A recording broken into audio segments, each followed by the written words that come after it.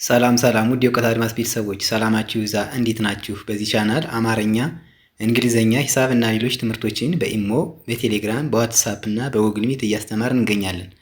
ስለሆነም ፕላስ 251ን እያስቀደማችሁ በ978 40 92 73 ደውላችሁ በመመዝገብ በቀጥታ መማር ትችላላችሁ። ዛሬ ይዤላችሁ የመጣሁት ፊደላትን ወይም ሆሄያትን ቁልቁል ወይም ከላይ ወርታች መቁጠር ነው የሚሆነው።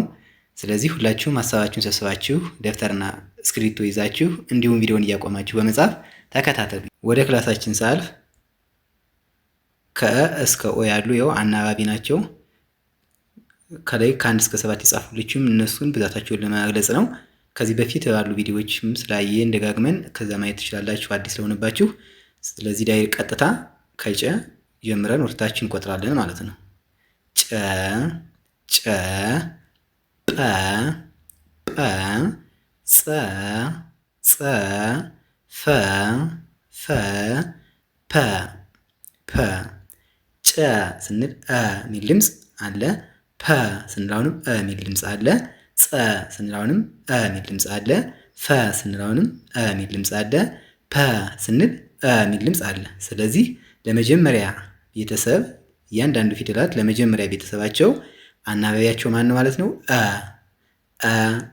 ሚል ድምፅ አላቸው ማለት ነው። ይህ ያ ድምፅ ምን ይባላል? አናባቢ እንለዋለን ማለት ነው። ወደ ሁለተኛው ስናልፍ ኡን ነው የምናገኝ።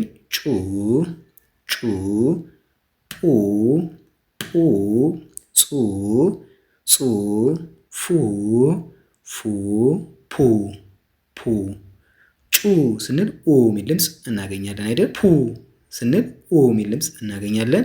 ጹ ስንል ኡ ሚል ድምፅ አለ። ፉ ስንል አሁንም ኡ ሚል ድምፅ አለ። ፑ ስንል ኡ ሚል ድምፅ አለ። ስለዚህ ለሁለተኛ ቤተሰቦች አናባቢያቸው ኡ ናት ማለት ነው።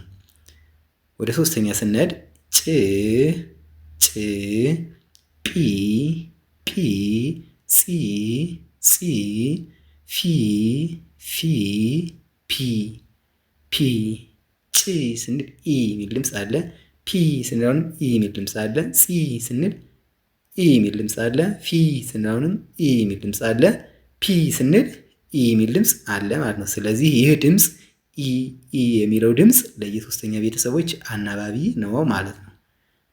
ወደ አራተኛ ስንሄድ ጫ ጫ ጳ ጳ ጻ ጻ ፋ ፋ ፓ ፓ ጫ ስንል ሚል ድምፅ አለ። ጳ ስንል ሚል ድምፅ አለ። ጻ ስንል ሚል ድምፅ አለ። ፋ ስንል አሁንም ሚል ድምፅ አለ። ፓ ስንል ሚል ድምፅ አለ። ስለዚህ አ እያለ የሚሄደው ድምፅ ለአራተኛ ቤተሰቦች ምንድን ነው ማለት ነው? አናባቢያቸው ነው ማለት ነው። ወደ አምስተኛ ስንሄድ ጭ ጭ ጴ ጴ ፄ ፄ ፌ ፌ ፔ ፔ ጬ ስንል ሚል ድምፅ አለ። ፔ ስንል አሁንም ሚል ድምፅ አለ። ፄ ስንል አሁንም ሚል ድምፅ አለ። ፌ ስንል ሚል ድምፅ አለ። ፔ ስንል ሚል ድምፅ አለ። ይህ እያለ የሚል ድምፅ ለአምስተኛ ቤተሰቦች ምንድን ነው ማለት ነው? አናባቢ ነው ማለት ነው።